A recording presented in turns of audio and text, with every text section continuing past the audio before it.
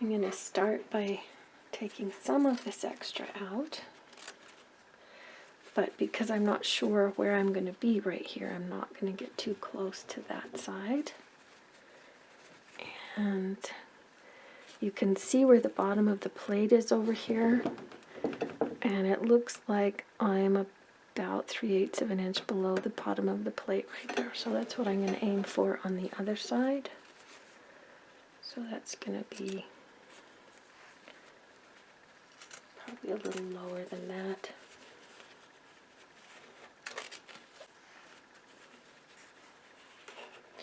But it's easier to cut off more than add.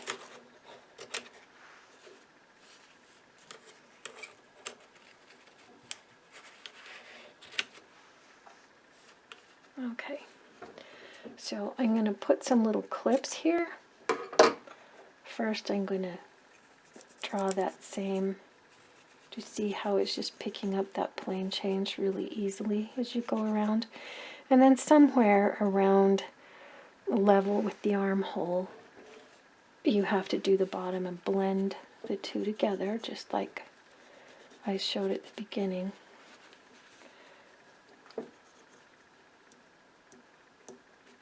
So right there is going to be the edge. Then we're going to have a dart. And if I try to put the dart in higher, it's going to have a weird angle. So I'm going to take it as close as I can to the shortest length. I also want to look at where the plane change is with my bust point. And in the book, it will explain that you can have your bust area, your darts, as long as they end within that circle, that's good.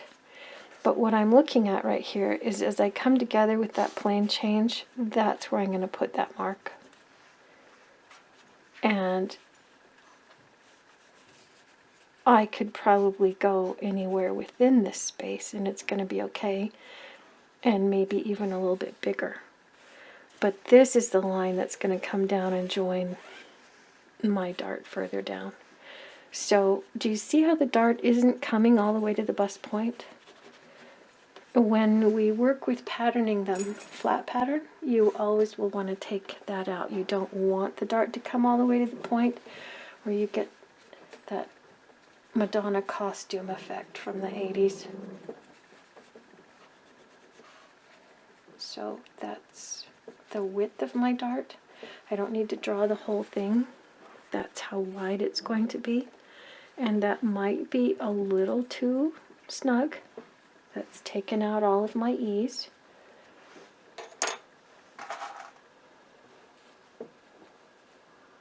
So I'm going to separate that a little bit and come just outside of it.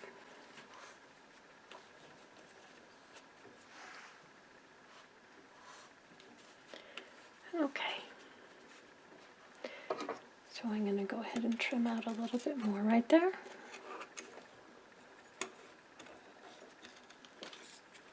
You can hear my two little dogs arguing over their spot on the pillow.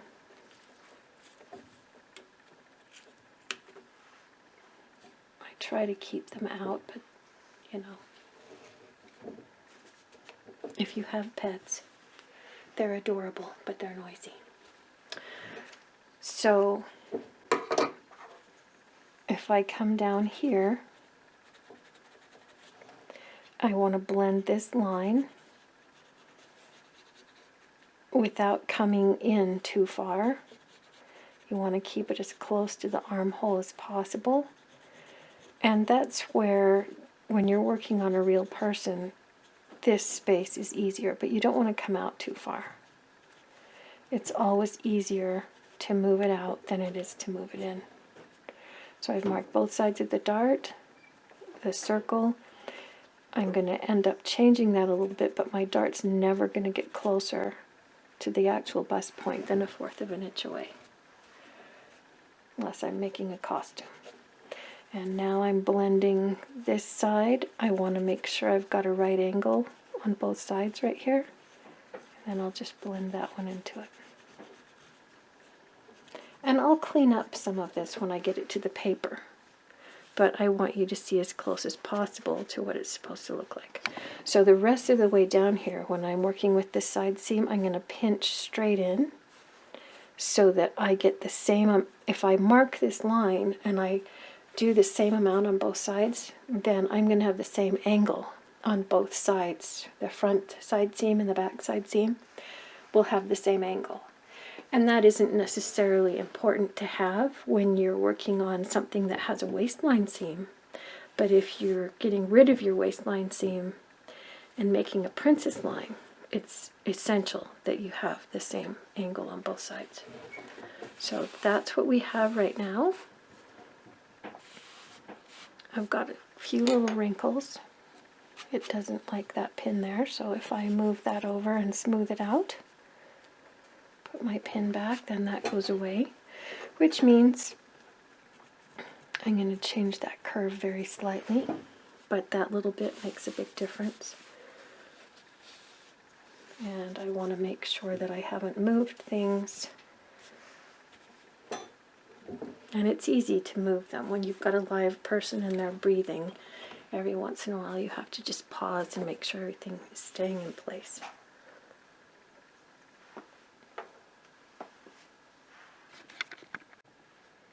We're going to focus on the lower portion now.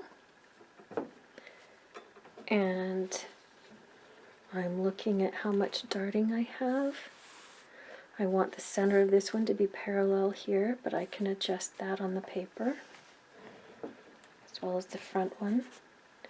So I know I'm going to come in at least this far with this one, and a little bit farther. I'm keeping my grain line straight all the way down. And that's bringing it into its smallest amount. And right here, because I already know I'm going to need to clip that, I'm going to clip it to the pin. I don't want to clip it all the way, but I know when I start taking it in, that will cause a wrinkle. So I've clipped that a little bit.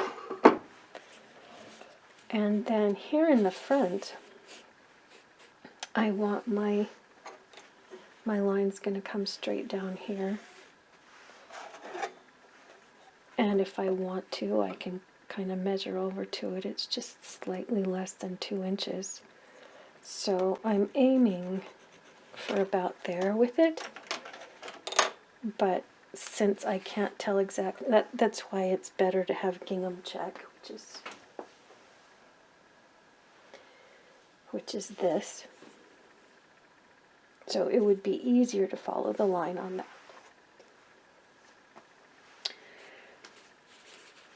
So if I kind of start that, I'm going to come in right here, but I want to anchor here at the waist. So the narrowest part of your body is your natural waistline. Even if you want to wear your pants lower or your shirts higher, when you're creating a basic pattern, you want to be aiming at the narrowest part of the body. So I'm going to make sure that this is anchored right there, so that when I tug against it, I can't pull it too far.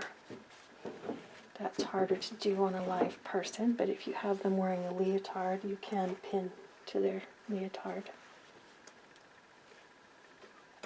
I usually will put a snug elastic around their waist that I can pin to. Sometimes, if you have, depending on what you're wearing under, you don't want a bulky waistband on a live person, but something around their waist is really helpful. Okay, so my narrowest point is going to be here, and I'm going to take that in slowly. And you can see how I'm starting to get some diagonal wrinkles. So I want to make sure this is secure, not over here, but over here, so it stays put.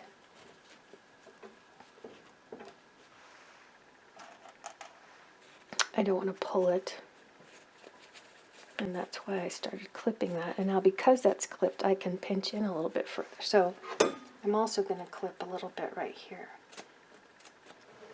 and that will release some of the tension. And in front, I'm going to pinch that in a little bit too, and I'm coming straight down from the bust point. You can't move the bust point, so this dart has to come straight down from there, the center of the dart does.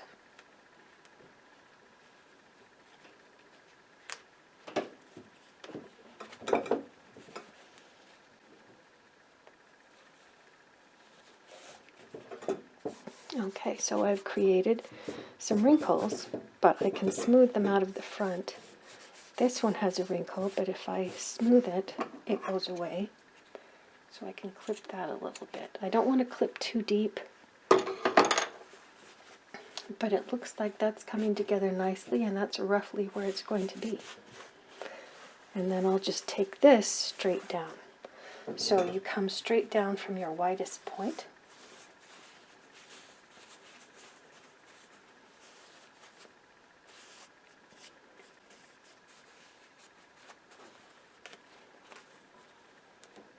So I can take that pin in deeper right there. And the back looks good. But how's the front looking?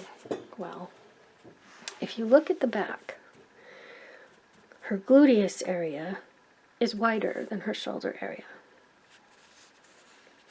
And in front, her bust area is wider than her mushball area. So if I end up taking this all the way down, and I have an actual seam that goes down there, that's going to disappear in the princess line. And in back, that's why I was saying this seems a little bit big. It's going to disappear into the dart area. And that might not make as much sense right now, but hang on to that thought and it will make sense eventually. So this line I'm just going to bring straight down.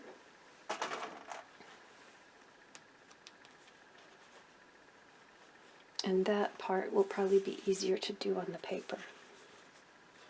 But it helps to see it if you have it pinned into the general position.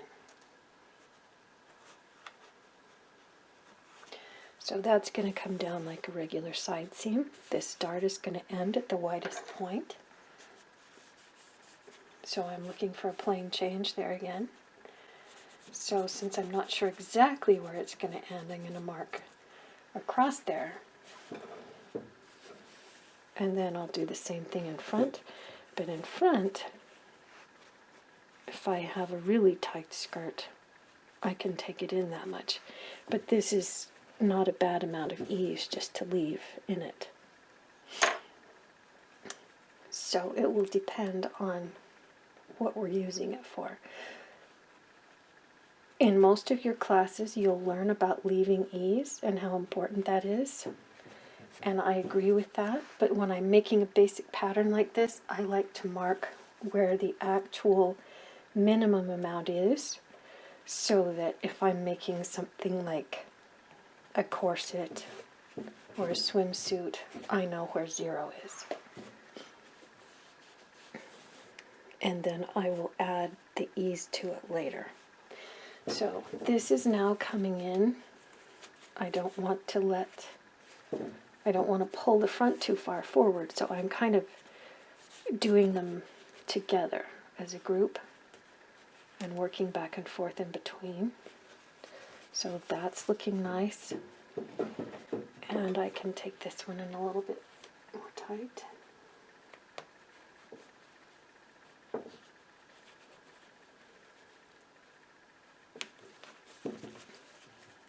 And I've got wrinkles there, but if I can smooth them out, then it's okay. This wrinkle's a problem, but I think that's where I've got this pin.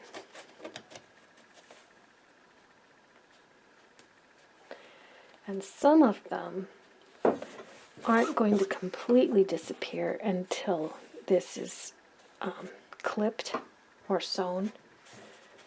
So that one is bumping into that stitching line seam. So I'm going to ignore that one.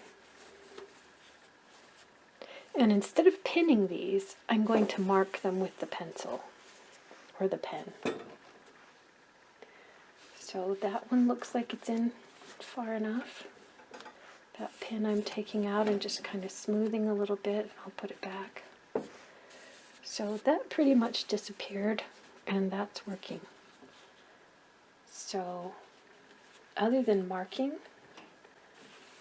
I'm almost finished with this.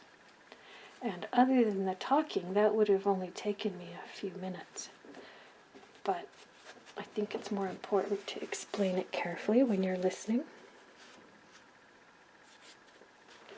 And this is wanting to angle off a little bit further that way. So I'm going to force it over here, but I will finish that off on the paper too.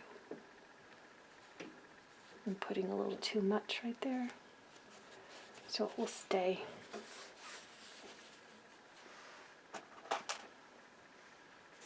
I don't usually pin all the way down, but I think this is going to be easier to see if I do.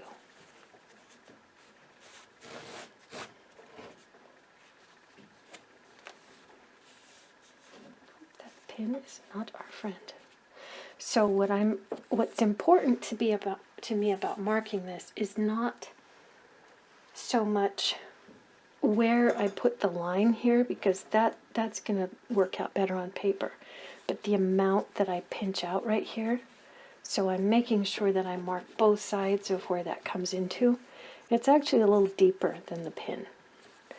And then from here, I'm going to have that center line is going to be my center. This is going to be where my dart ends and back. And you'll watch me fix that on the paper. And this one's going to end right here. And I'm going to mark where I think it's going to be. And then I'll make sure those all align nicely on the paper before I finish it. So the important thing is marking the beginning, the middle, and the amount on both sides, and the end. And then truing and balancing it later happens on the paper.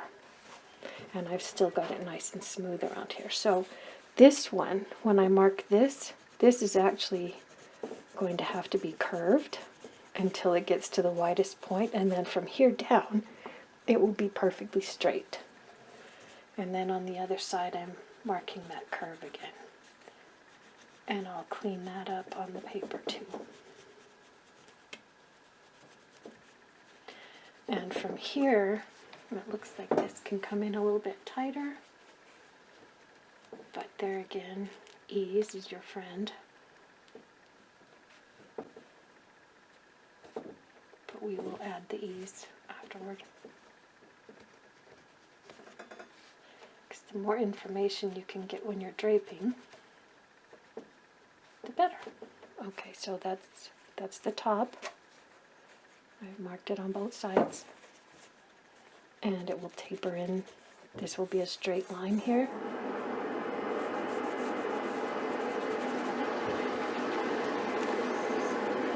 And I've got my curved line, and then it's going to be straight down from there. And the same thing here. I'm marking the width of my pin amount. I already know where my bust point is, and if I were marking the end of a dart on this, and in one of the other videos I did just a skirt that doesn't have this extra amount in it, but I want to look for the widest point, and she has almost no mush ball there, but it would technically end at that level. And from here down, well, it could go as low as here, but I'm thinking it would be the top one. From here down, it's just going to come straight out, and we'll be taking that out. But that will make more sense when you watch the other video. This is this is more learning about how to true and balance and keep your fabric and your patterns balanced so that they hang nicely. While I'm here, I'm also going to mark the bottom and the top of this tape, or her waistband. If I were working on a real person, instead of doing that, I would use, like, well, I usually will just wrap 1/8 of an inch elastic around their waist and mark that all the way around. As it is, I'm going to use the center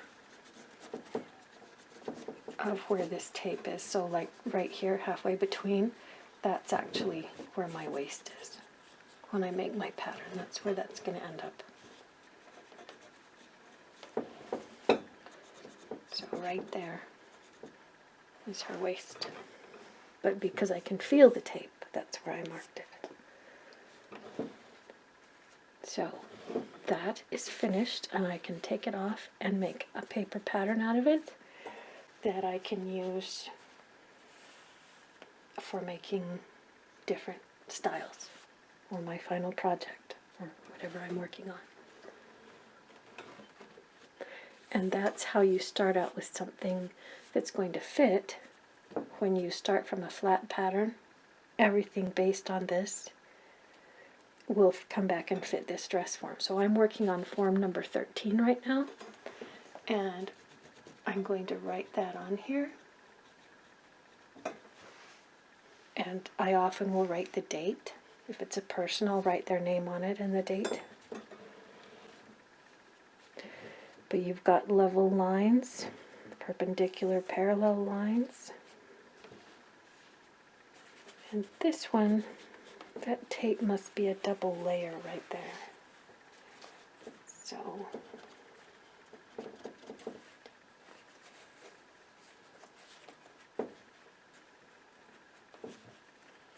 and then I often will go back and put in little notches so that I know I'm going to get it in the right place. But these two are straight across from each other. This is one line. And now I'm going to take it off the dress form and put it on paper. And as I go, I'm making sure that everything is marked. So right here, it doesn't look like I got both sides of that.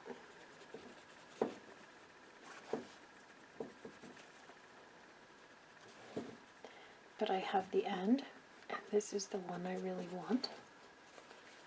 So both sides of that pin are marked.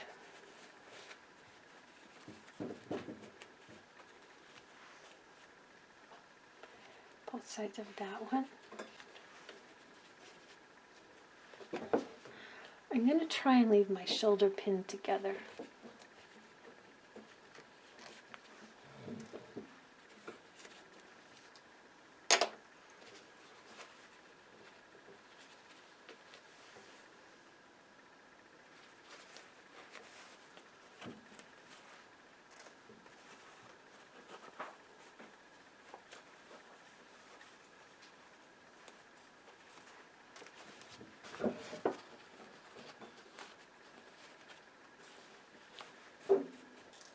So you can see where the darts are going to be, but this one looks like it's not quite straight under that, so I'm going to end up scooting it one way or the other.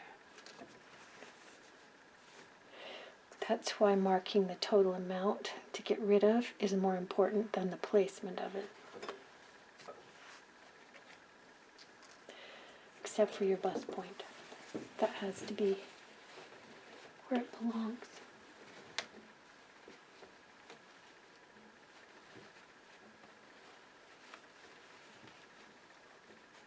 Okay, so I've left the shoulder pin together so I can make sure that I've got that well marked before I take it apart.